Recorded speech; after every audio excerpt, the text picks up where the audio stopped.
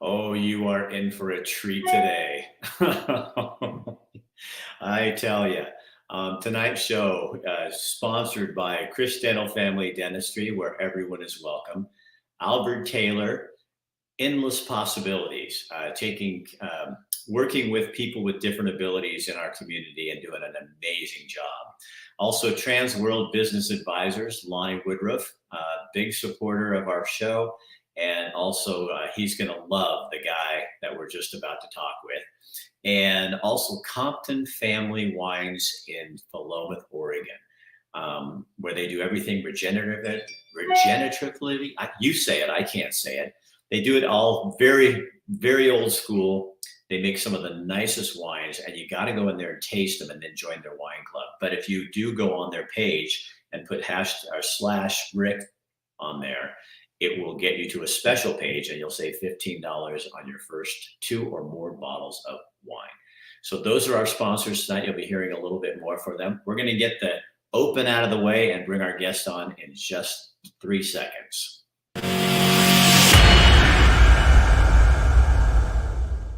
Boy, Jameson, that's pretty serious stuff, don't you think? Absolutely. You guys, this is Jameson Bauman. And we met when you were how old? I was 13. You were 13 years old in middle school. So you experienced life through a wheelchair. Yes, as I'm sure you can probably tell. So what if somebody had to define your special ability? Not the ones we're going to talk about, but what is the one? What would that be? Is it CP? That would be cerebral palsy, yes. Okay. But what I noticed when you were 13 and we started having a friendship is you do not let that wheelchair get in the way. In fact, it's the least of your obstacles. Well, I was just talking to my good friend this morning, and I described CP as my unfortunate bedfellow. And that's basically what it is. Do we all have unfortunate bedfellows? It's basically a roommate that I can't kick out as much as I would want to. So what you are like? Okay, so you guys, there is really a mayor in Coburg. Jameson lives with his grandparents in Coburg, Oregon, and the guy just like you're like the unofficial mayor of that town, aren't you? Basically, I'm the guy that knows everybody and knows who's greasing whose palms. So yes, I know what's going on.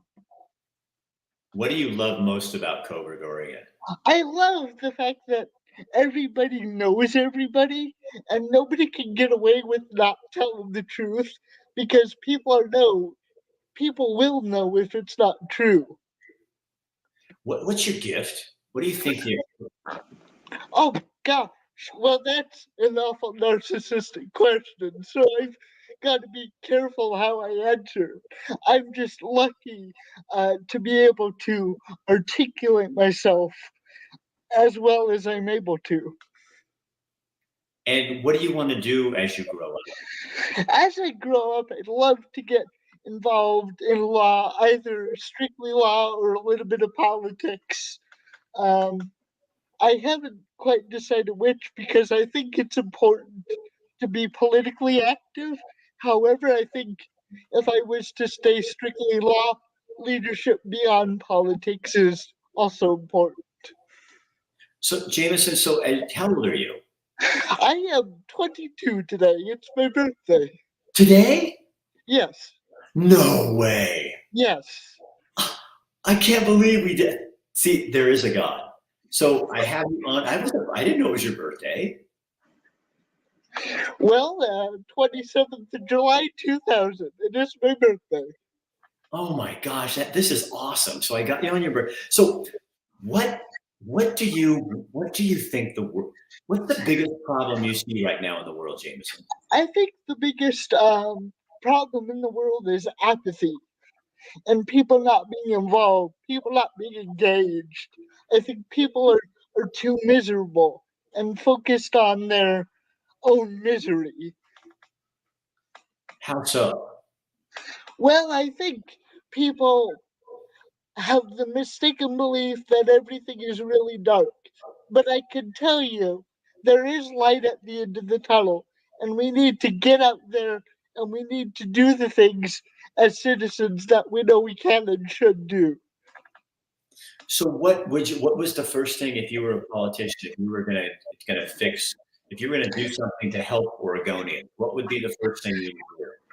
Well, there's a lot, but I think restoring faith in the ability to the of the justice system, not only to hold people accountable, but to help the people who need help in real ways, and not just platitudes and kind words.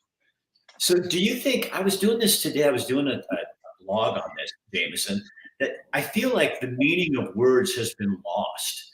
We don't understand the meaning of words like truth and, I mean, do you see that?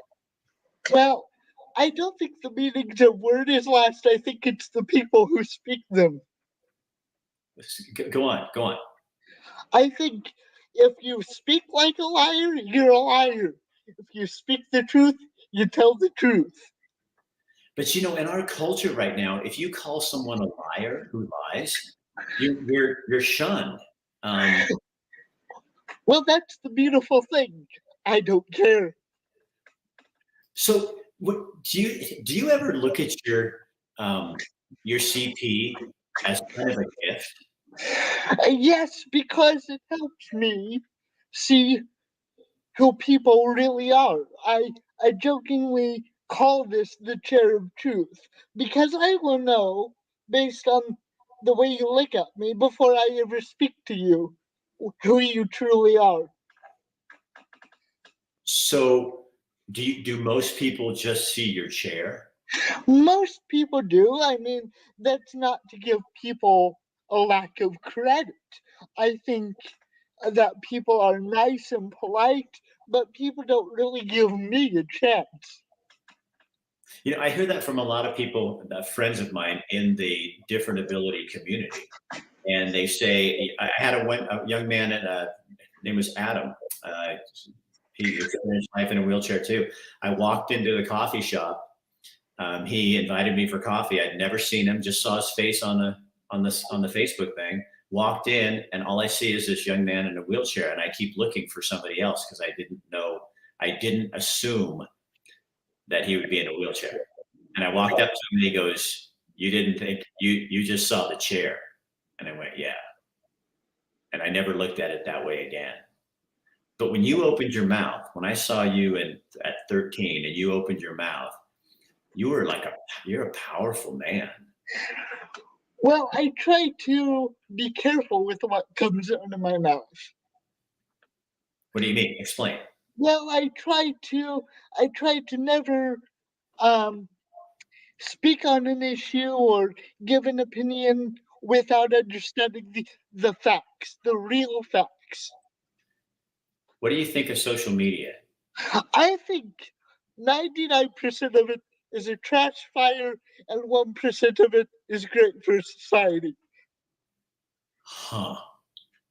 So I want to talk. You have some issues with colleges and universities, and I'm going to play a commercial first, and then I want to come back and I want to talk to you about how you've been treated. Okay. Okay? Okay. So hang on just a second. I work for Transworld Business Advisors, and I buy and sell businesses. And some people confuse that with like commercial real estate and other things, but businesses are what I buy and sell. So it could be clothing stores, plumbing companies, excavation companies, all industries, all sizes, and that's what I do. I help dreams come true, help people transition into becoming their own boss by buying a business, or help them retire if they build a business over 30, 40 years and want an exit plan. I help them with that as well.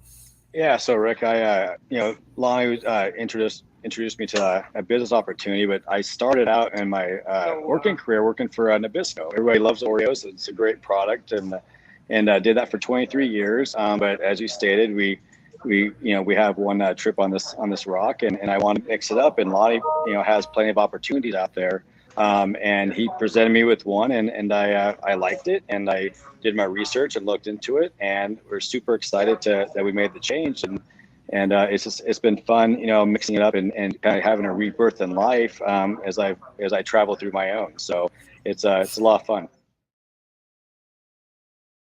Worry that, I mean, the COVID's never going anywhere. And so it's funny how we got out of our mask mandate at actually a time that our COVID was really high. This last February, they mentioned that they took away the mask. So I think it was more political. But once Kate Brown's out of office, or the legislation's out of office because she can't be the next governor, I think we're going to end up having a short stay of mask. It'll be surprised me if we don't. I mean, you're starting to see that kind of happen around the country again. So I worry there's going to be some kind of restriction, and hopefully this fall the kids don't have to wear masks again. But with the elections coming up, it probably won't happen until after the elections. And joining us, Jameson, a buddy of mine, unofficial mayor of Coburg. So Jameson, talk to me about you were getting into before the show how colleges and universities in Oregon, from your standpoint, what you've seen, are not really dealing well with people with different abilities. Well, they don't deal with us because there are many of us. First of all, numbers wise, and the ones that are there sort of float under the radar because we don't want to deal with social pressure and various other things.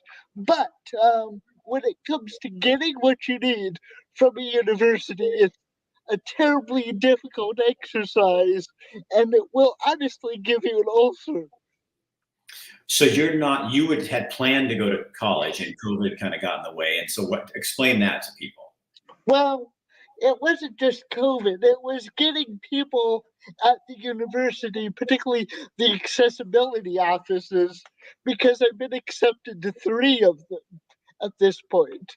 But it's getting people to make a commitment and stick to it.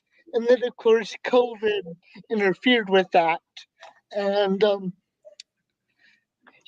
I'm here now, and I'm very happy to be here because this has been one giant learning experience, although not in a formal sense. So what have you learned about you?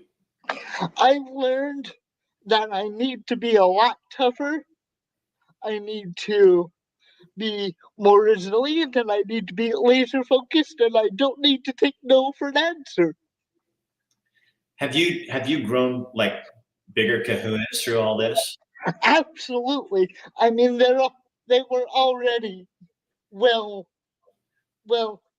sized, but I've gotten bigger, and I've certainly gotten tougher, and I certainly have less tolerance for being given the runaround. What do people not understand about people with different abilities? People don't understand is that we want to do all the things that you do. We just have to do them in a way that you might not be used to. But please give us a chance to do those things and don't immediately write us off. Do you feel written off a lot? I do, but it doesn't affect me that much. How because come? because I'm used to it and I know what I'm capable of. Where does your strength come from? Well, it comes from a bunch of places. My support system, my faith, my friends, both in and out of the disability community, my friends in politics, my friends in the judiciary. It comes from a bunch of different places. What are you afraid of? I'm afraid that people are going to stop caring about the maintenance of their civic responsibilities. What is my civic responsibility?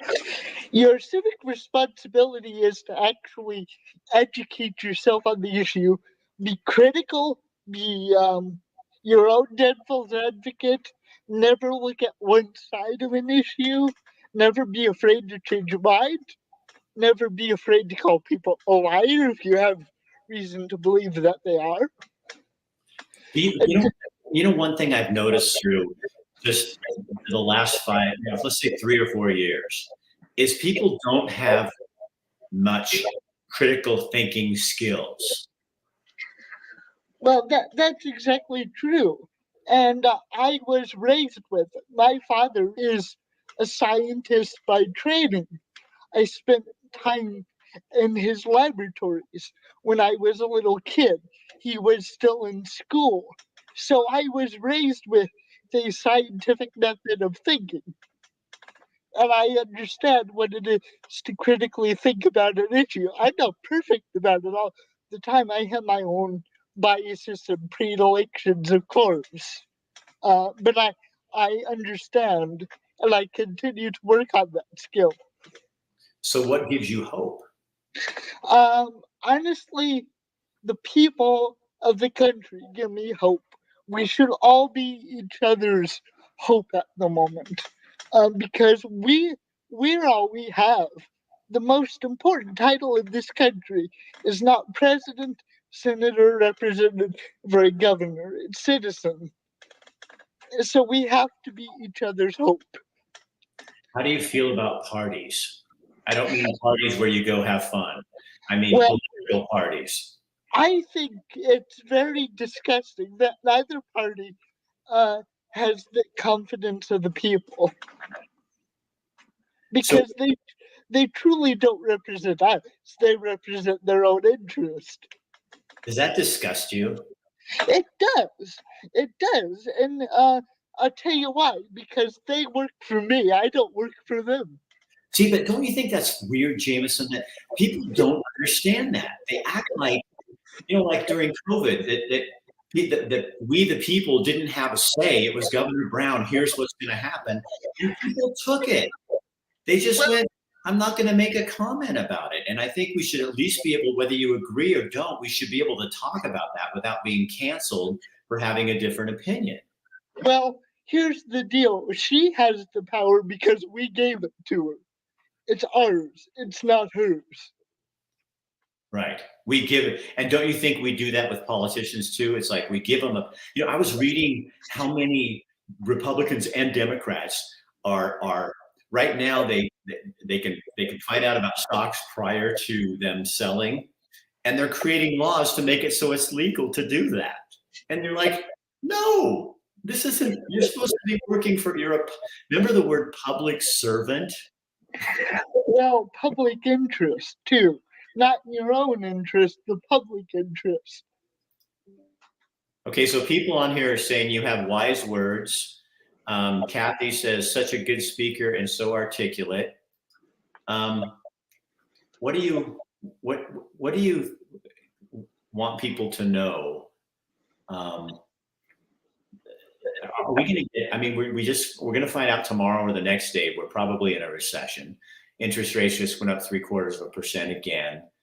People are looking. I think people are really nervous about the economy, about gas prices, about all this stuff. Talk to me.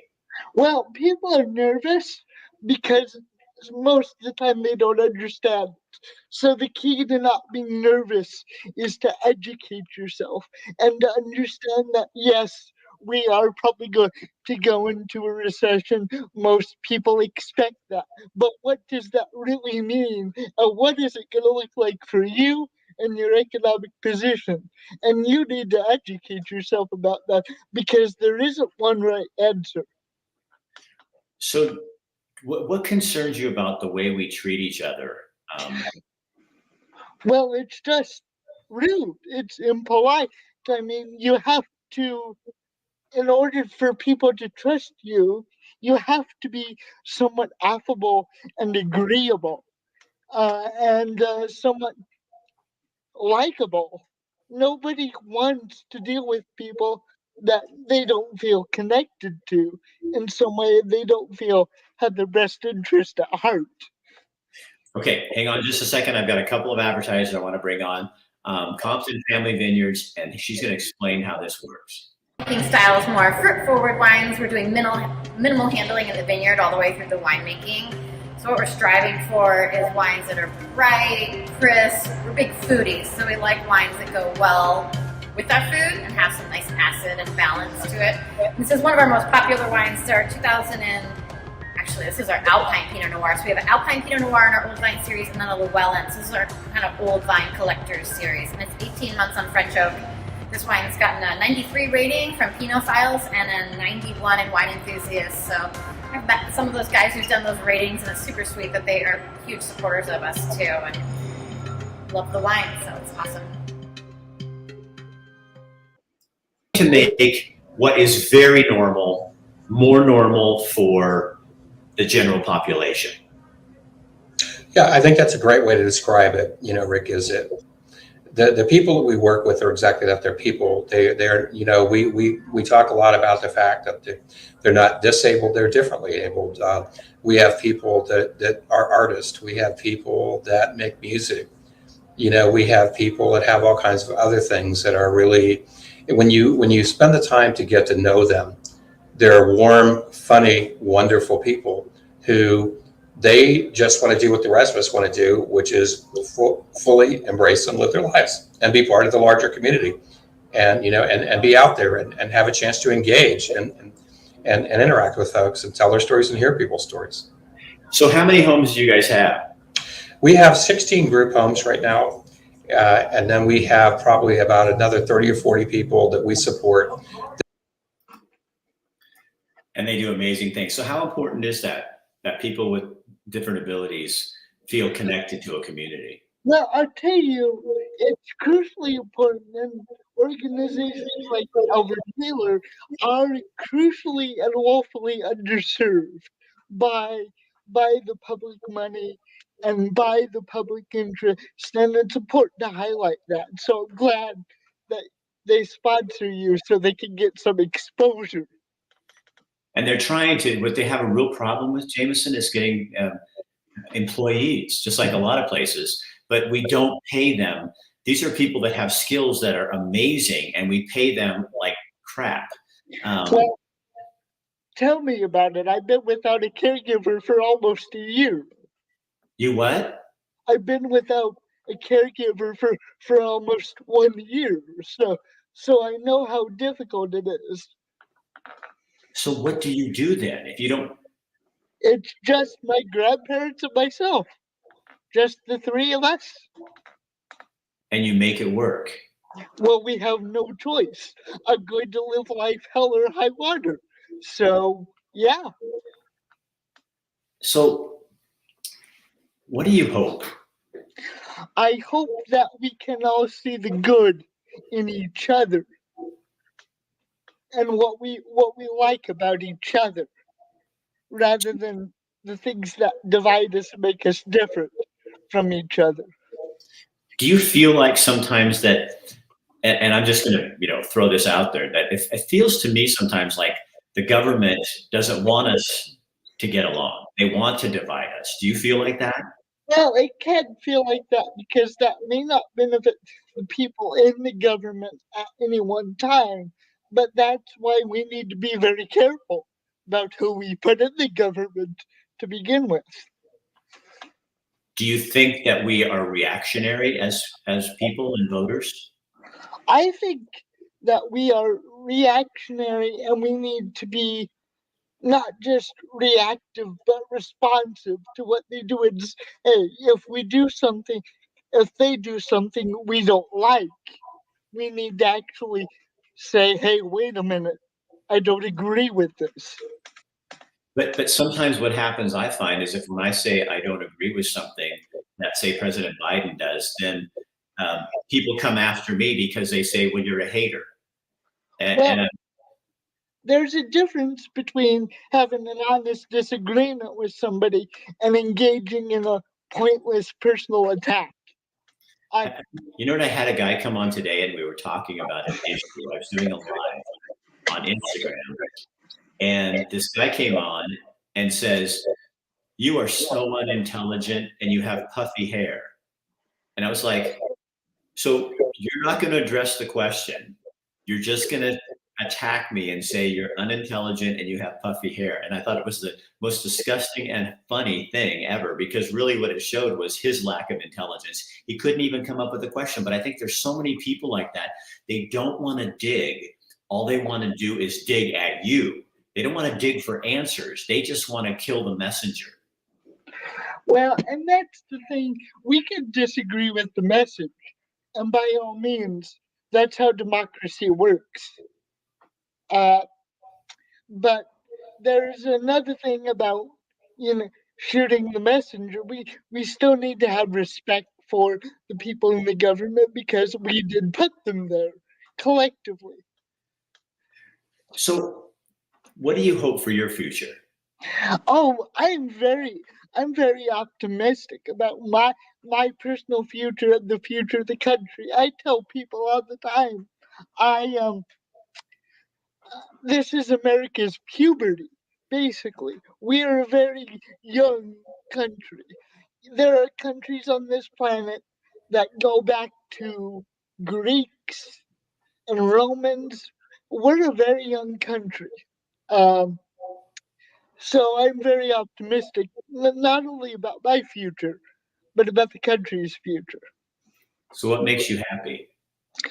Uh, really, it's a combination of things. I get to get up every day, and I get to try to articulate myself and weigh in on the issues. I have a solid network of friends. I'm a huge animal lover. I have a cat that I adore very much. What makes you sad? Honestly, the hatred humankind can have for one another, that really does hurt the heart, because I try to see good in people rather than the evil in people. And when people tend to favor that, that does hurt the heart. You know what I like about your perspective is because I think you come from, well, you're in our world, but you also have access to a different mindset because, because of your different ability. I think that your different ability, which some people call a disability, actually shows you things that the rest of us miss. Don't you think you see things more clearly sometimes? Well, yes, I do. I think I have a different lens. And of course, my life is different because of that. And I often tell people, and this may seem rather bizarre, but I often tell people that disability is like monarchy. And you're probably thinking, well, how does that relate? It's like monarchy because there are two ways of getting it. You're either born into it or you come into it later, just like a disability.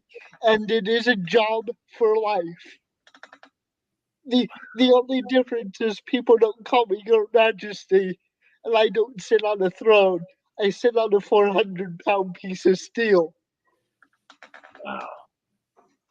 Well, Your Majesty, I like that analogy. So it's like a monarchy. You're either born into it or you come into it, but you can't get out of it either once you're in it. No, I can't do what Harry did. I can't do what Harry and Meghan did, and nor would I ever. Do you ever, I mean, this is a weird, can I ask you a weird question? Sure. So do you sometimes feel like your disability is like a blessing? It is a privilege in many ways. It's also very much the bane of my existence in many ways, but in many ways it's privilege because I know things and see things that other people just can't appreciate. Like what? The inner beauty and horror of the human soul. I I have had experiences with beautiful people on the inside and ugly people on the inside, and I've run the gamut. And you see it pretty fast, huh? Oh yes, I have to. It's my insurance policy. What? Explain that. I want to know more. Well, you will know when I get a caregiver, for example, I have to know within an instant whether or not I can trust them because they help me with everything.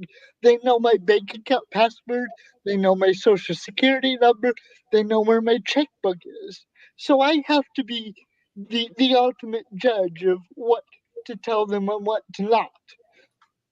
So do you think you almost, because I have a friend, Amelia, do you know Amelia Arnold? Not at the top of my head, no. Okay, Amelia, she experiences Down syndrome, but and I've noticed this with hers. I think because like some people, when somebody's blind, it makes their other senses bigger. You know what I mean? They smell more, they feel more, they hear more. And Oh yeah.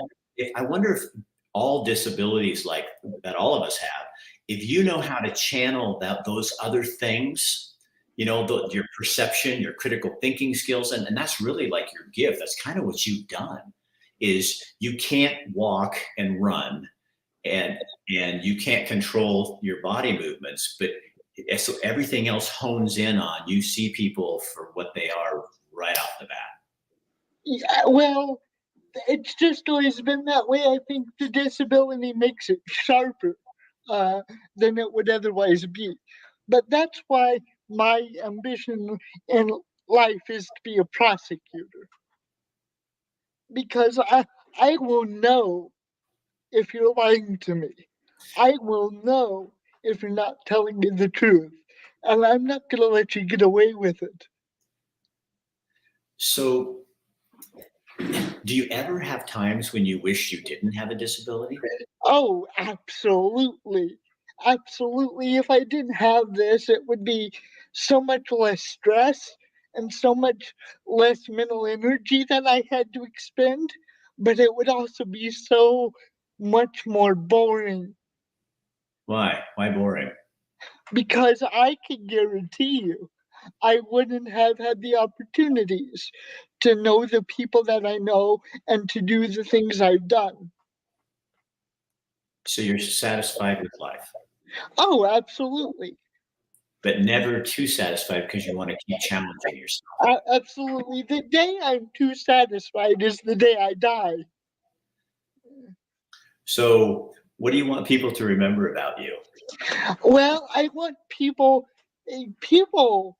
may not remember me, that's fine, but I want people to remember the work that I did and the difference I tried to make and the work that I left behind for other people to do. So I want people to remember the difference I tried to make in the community and in their lives. So, you know what you should do? You should start a podcast. Well, funny you should mention that. I'm actually in the process of writing a book About what? about my experiences and the way I see the world and the way people try to enter that world but don't really get it. I want to take away some of the mystery. Okay, so how do people try to get in your world and don't really get it? I want to know. Just give me a Well, tease. I don't want to ruin the book, but you got me with that. people try to come into my world and assume they know how I want things because that's how they would do it too. When I ask somebody to make me a plate of food, oftentimes they won't make it how I would wish it to be made. They will make it based on their own preferences and their own biases because that's all they know. But they won't remember to ask me because they don't think I can speak for myself. Oh, see, I did that to my brother-in-law. He has CP, he can't speak. And when we first went to the agency that he was in, they said, "What kind of beer does Chip like?" And I was like, "I don't know. He just likes beer." And they go, "No, what kind?" And then he tried, 3 or 4 different beers, and he picked the one he wanted. And Jameson, I had never even thought about that. Isn't that horrible? Well, here's the thing, I still get offered kids menus when I go into a restaurant. I am now 22. I am now legally entitled to drink alcohol if I wish, but people think I have the mental capacity of a 4-year-old. So I get offered kids' menus and coloring books. Oh my gosh. What do you say? I say, actually, I'll have a gin and tonic. You say what? I say, actually, I'd prefer a gin and tonic. To a coloring book? Yeah. So I've had friends too in wheelchairs, and people assume you have a mental and intellectual disability when you're in a chair, don't they? They do. They do. I mean, even the state makes that assumption. I'll tell you this story, and Okay. it's honest to God true. Okay. There is an assessment that is done on a yearly basis to see how severe your disability is and to see if it's improved, which I think is ridiculous. Of course, it's not going to improve. But Like you're sick and you're gonna get better, right? right. As if this is a sports injury. That is so stupid. But it's something that the wonderful state mandates. The state of Oregon mandates to see. Here's all the experts that allegedly understand disabilities, and they're giving you a test to see if you got better. Well, it doesn't surprise me when the director of Health and Human Services is able-bodied. Well, yeah. At least your department, like whatever oversees your department, should be someone who can relate and understand. So tell me more of the story. What else did they do? So you didn't help. And I'm sitting in my chair with my mother and my siblings and her friend. And the interviewer asks, "Can I ask you some personal questions?" And I go, "Sure. What do you want to know?" And he goes, "I'm sorry to ask you this, but do you know how to practice safe sex? Have you taken sexual education courses? And do you have a sexual partner currently?" And Yeah. I say, "Excuse me? That's none of your business." And of course I do. And of course I have. I'm 18 years old. Wow. But that's none of the government's business to ask. No, shame on them. And like what they did, they wouldn't ask me that.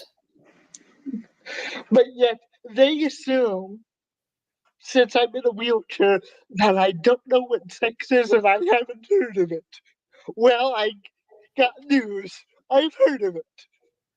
So do people ask you questions like stuff like that? Oh yes. Like they don't think you could have sex? Oh, I get that all the time. Really? All the time. From young people, from old people, from people in every profession. I get that all the time. So what do you say?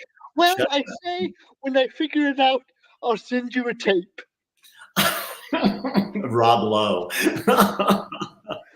That's what I told the gentleman who asked me this. I said, when I figure it out, I'll send you a tape. Oh my word. So do you want to get married someday? Absolutely. I Figured think you it would be a tragedy to spend your entire life by yourself.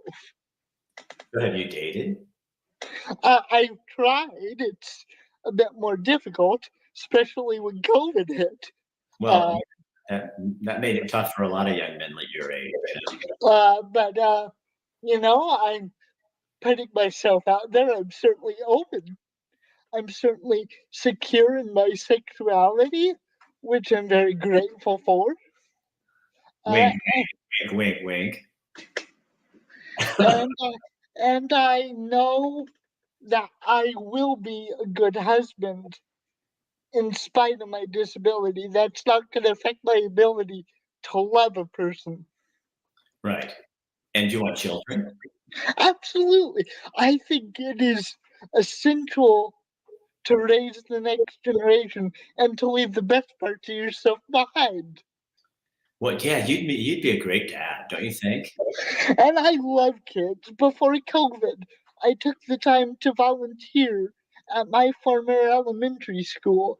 My mother works there these days, and I took the time to volunteer. And as a matter of fact, on my dresser, I have a stack of greeting cards that they made me when I finished my volunteer term. Huh. And I loved those kids. And they're the most innocent, unprejudiced people you can ever meet Why? because they don't see your chair, they see you. Do people see you? People make an honest effort, and that's all I can ask. It's my job in a way What? to remove the mystery and to make myself relatable. So I noticed something about you, and I want you to explain this to people. As we've been talking and you get more comfortable, you don't move around as much. Is that normal? Well, that is normal. My body tends to do what it wants. It's like having a poltergeist. Uh, so I try not to pay much attention to it. But it's a daily hostage negotiation. It's like having a grumpy partner. And people sometimes make the mistake that I'm drunk. I'm not drunk. This is normal behavior. So you're always living life on a gin and tonic. Oh, always, always. Is that your favorite drink? That's one of my favorites, but my absolute favorite is just straight Crown Royal. Not that I drink that much, but I really like just a straight shot of Crown Royal. Do you ever hang out at you guys? If you ever want to find Jameson, you just go to Coburn. He's like all over this. He's like a streetwalker. Well, I don't get paid. you're whoring for other things, just conversation, right? Yes. People are really impressed with what you're doing. I think you need to start. I think you need to do a podcast, Jay. I have dabbled into that. Certainly, it is just a question for me of having the help to get it started. In terms of somebody to basically be a production assistant. Yeah, you would have to. I mean, I do it all myself because there's programs. It wouldn't be as difficult as you think. In fact, you and I can have a conversation about that because there is a program that if you just had somebody to push the buttons for you and upload the video, once it got going, you'd be fine. You just have to have somebody there helping you, but you could do this, Jameson. You could do this easier than you think. I promise you. I actually have a StreamYard account myself. Not that I use it very much, but I do have one. So it is something that I keep in my back pocket. So would you do me a favor, and if you think of a topic or something that needs to be discussed, would you get a hold of me and I'll put you on? All right. There is one thing I want to address on the topic of law and justice quickly.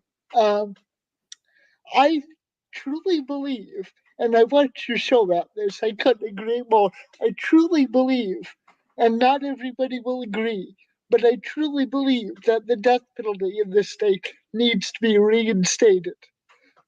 The death penalty? Yes. Why? I truly believe that because nobody that's on death row is there for singing too loud and quiet. And the verdicts that we, the people, have handed down must be carried out in order for people to have confidence in the justice system. So what do you think of Governor Brown releasing all these murderers and criminals? I think it is not in the spirit of the power that we give her. We certainly give her that power. I don't dispute that. But it's not in the spirit, and it doesn't represent the values of us.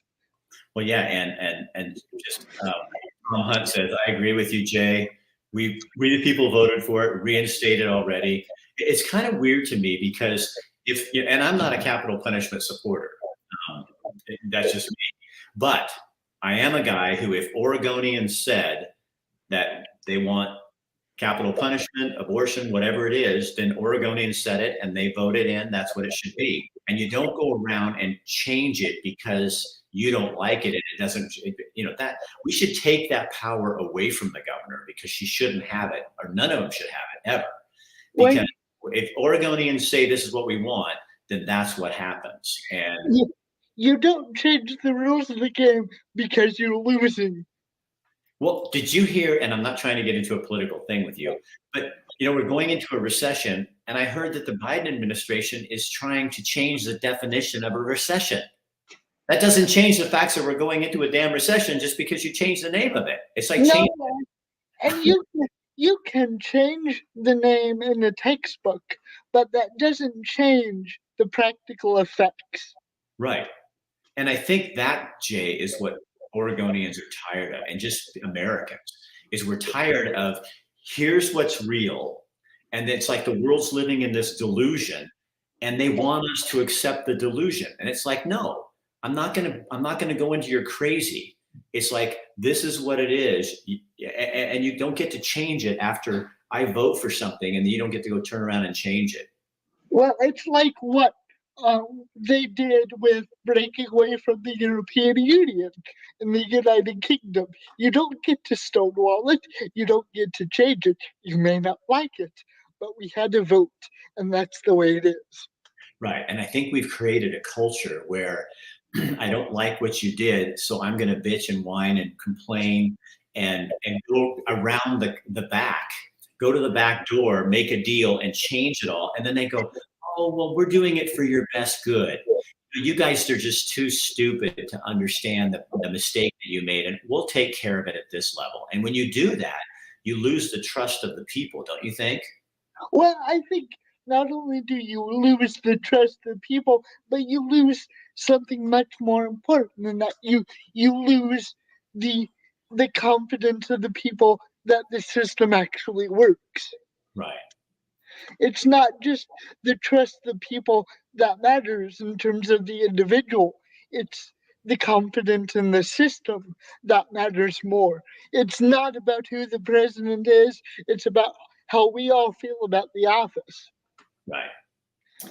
Well, Jameson, we've gone like 47 minutes. We're like, I could talk to you for 3 hours. Dude, happy birthday. Thank you very much. And thank you very much for having me on. Oh, I'm so glad you came into my life when you were 13 years old. Well, I'm glad because it was an opportunity for me to put my best and most articulate foot forward. And thank you very much for allowing me the platform to do that.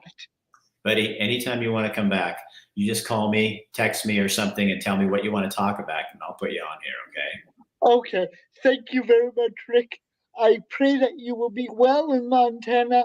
I understand why you moved, but let me say to my fellow Oregonians, I'm not leaving. I will dig my heels in here, and I will fight for the state that I love. All right, buddy. I love you, man. You're a good guy. Thank you very much, Rick. All right, see you, buddy. So that's the real deal. Yeah. That kid came into my life when he was 13 years old. And I feel the same way today, like I'm with God or an angel, somebody speaking through him because he understands so much. So don't ever tell me that because somebody has a disability, that they don't matter.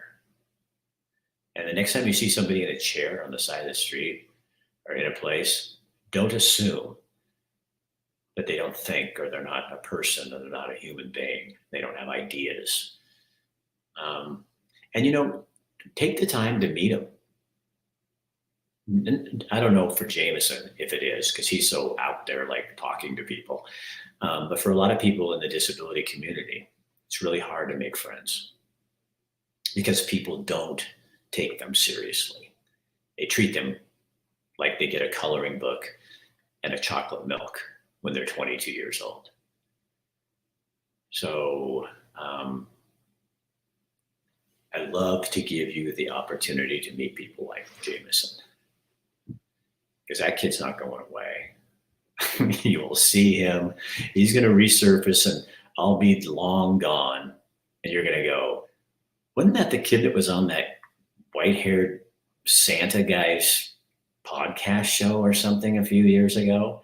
What was that guy's name anyway? I don't know, tap dancer or something. But this Jameson guy, he's pretty cool. And honestly, you guys, Jameson and I didn't go through any questions. We didn't talk about what we were going to do. And I had no idea it was his birthday. That's a God thing.